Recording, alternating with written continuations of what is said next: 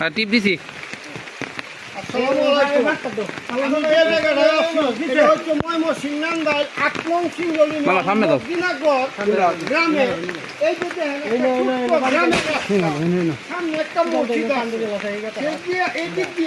রাস্তাটা এত বড় ভয়াবহ, মানুষ মতো ক্যাপাসিটি না। তবে এই জায়গাটা এতটাই একটা পরিস্থিতি খারাপ, এরকম ধরনের কাজ যারা করে তারা কিন্তু অবশ্যই মানবিক কাজ করে। আর এই কাজটা যে করতেছে, হ্যাঁ, তিনি কথা একটু জিজ্ঞাসা করি। আচ্ছা, এই যে ভাই আর তুলতেছে। এই লোকটার নাম কি? তার নাম শেখ বাবুল ভাই, শেখ না সিঙ্গাপুর প্রবাসী। হ্যাঁ, সিঙ্গাপুর থাকেন, একজন বিশিষ্ট ব্যবসায়ী। হ্যাঁ, এবং খুব ভালো মানুষ, আমরা খুব জানি তার নর্ম ভদ্র চলাফেরা। এরকম ধরনের কাজ শুধু বাবুল ভাই না, যে কোনো লোক, যে কোনো এলাকায়, যে কোনো গ্রামে, যে কোনো ডিস্ট্রিক্টে, যে কোনো দেশে এরকম কাজ যারা করে দুনিয়াতে আমার কাছে মনে হয় এর চেয়ে উত্তম কাজ আর কোনো কিছু কাজ নেই। উনি কি সিঙ্গাপুর প্রবাসী? সিঙ্গাপুর প্রবাসী, পাশাপাশি যত প্রবাসী আছে সকল ভাইদের মনে রাখা আল্লাহ। উনি কি সেমি নির্বাচন করবে এরকম কোনো এইরকম কোনো আশাবাদী যে এই রাস্তা কাজ করায় নাই। ওনা বলছে মানুষের দুর্যোগ যাতে ব্যবস্থা হয়, মানুষ যাতে সুন্দরভাবে চলতে পারে এবং হাঁটাচলা করতে পারে, চলতে পারে, থাকতে পারে, একটা গাড়ি চলতে পারে, তিনি এই উদ্দেশ্যেই এই কাজটা করতে।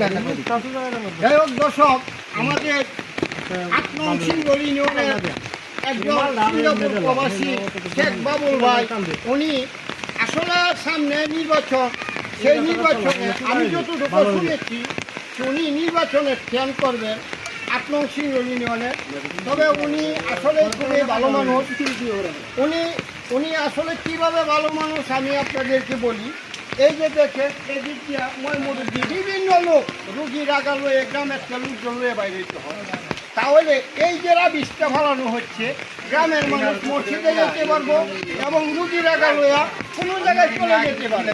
আজকে পরিস্থিতিতে ছিল এরা বিষ ফালানির আগে, সেই পরিস্থিতিতে এই বৃষ্টির দিনে করতে পারিনি কাজটা ছিল না। তাহলে আমি বাবুল ভাইকে আমি সকলের কাছ থেকে একটু দোয়া চাই, যাতে সিঙ্গাপুর প্রবাসী অন্তত হচ্ছে সব প্রবাসী ভালো থাকে। প্রবাসীরা আসলে মানবিক কাজ করে, সবসময় মানুষের কাছে থাকে। হ্যাঁ, আমাদের সাইকুল ভাই আর একটু কথা বলবেন, বলো।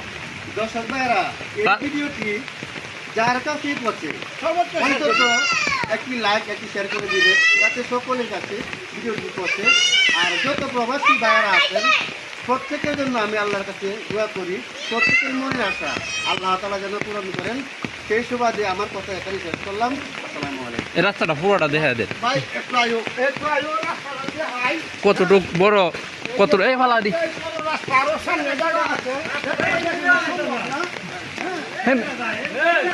হে মাথা তেই মাথা দেম।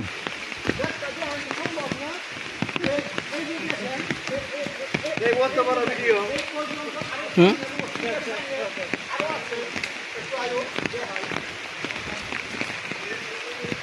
বৃষ্টির মধ্যে বেশি কথা বলতে পারতেছি না, কারণ বৃষ্টি আসলে ভয়ানক।